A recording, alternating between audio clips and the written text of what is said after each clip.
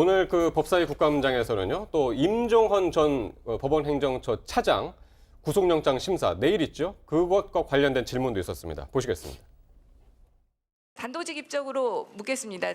총장님께서는 임종헌 전 차장 구속영장 발부될 것 같습니까? 기각될 것 같습니까? 법 원칙과 판례에 따라서 아마 상식에 반하지 않는 결정이 날 거라고 생각합니다. 영장 발부라고 생각하시는 거죠? 기존의 법과 판례에 따라 사법농단 관련한 법무부 장관님께서도 그러셨고 윤석열 지검장도 연말 안에 가능하면 마무리하겠다. 안타깝게도 관련된 자료를 저희가 수집할 수 있는 방법이 없어져서 수사가 지연되게 됐고 김명수 대법원장은 사법농단 사건에 대해서 실제 검찰에서 적극적으로 수사 의지를 보였을 때는 협조가 소극적이었다. 내부적으로도 나름 사정이 있을 수 총장께서 있고 즉 양승태 전 대법원장이나 공범관계가 지금 적시돼 있는데 압수수색을 하지 않고도 진술에 의존해서 어느 정도 밝혀진 부분까지 돼 있고 중요한 건 한 건 자료가 뒷받침을 해줘야 됩니다. 확실한 한 건이 없기 때문에 정말 이렇게 물량 공세로 저인 방식으로 많은 범죄 사실을 망라하고 안고는 없는 찐빵 아닌가 그런 염려로 거기에 적시된 범죄 사실이 하나하나가 굉장히 중요한 우리 사회적으로 보면 중요한 사건들에 관련된 내용들입니다. 네.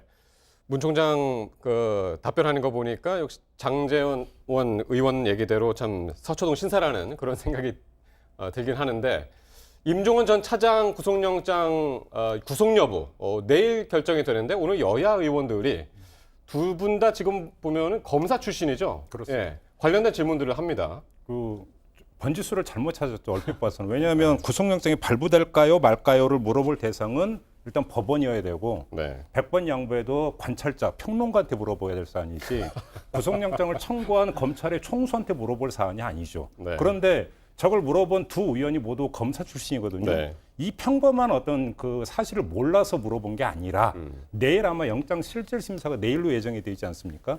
여기서 검찰의 강력한 말을 끌어냄으로써 법원을 압박하기 위한 이런 어떤 정치적 의도가 깔려 있다. 그러니까 물론 문무일 총장 입장에서는 지극히 원칙적인 이야기를 할 수밖에 없을 텐데 그 그렇죠. 원칙적인 이야기가 결국 당위성을 강조해 들어가는 이런 정치적 효과를 볼 거라고 생각을 해서 저런 뜬금포 같지만 사실은 정치적인 질문을 했다. 이렇게 뭐 해석을 하는 게 어쨌든 뭐 맞겠죠. 검사들의 수장인 검찰총장 입장에서는 당연히 영장이 이제 발부돼야 그럼요. 예.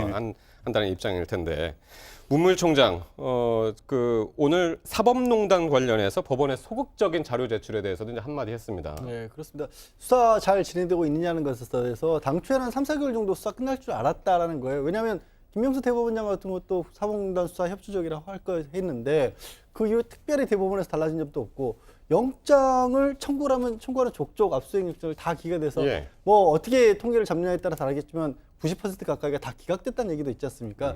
그러면서 이제 수사팀이 굉장히 어려움을 겪고 있다는 얘기를 덧붙였고요. 네. 사실 문무일 총장 같은 경우는 검찰 쪽에서도 어떻게 보면 굉장히 법리하고 원칙에 충실한 이론가로서 좀 정평이 나 있는 분이거든요. 그래서 강조하는 부분들이 이 증거 수사를 가지고 굉장히 강조를 했고 예. 어떻게 보면은 진술을 끌어내는 뭐 좀 다소 뭐 옛날식 방법의 수사에 대해서 좀 좋지 않게 보는 입장인데 그러다 보니까 어쩔 수 없이 진술에 의존한 수사가 이번에도 되고 있다. 이 부분에 대해서는 총장으로서도 유감스럽다는 얘기까지 덧붙였습니다. 네.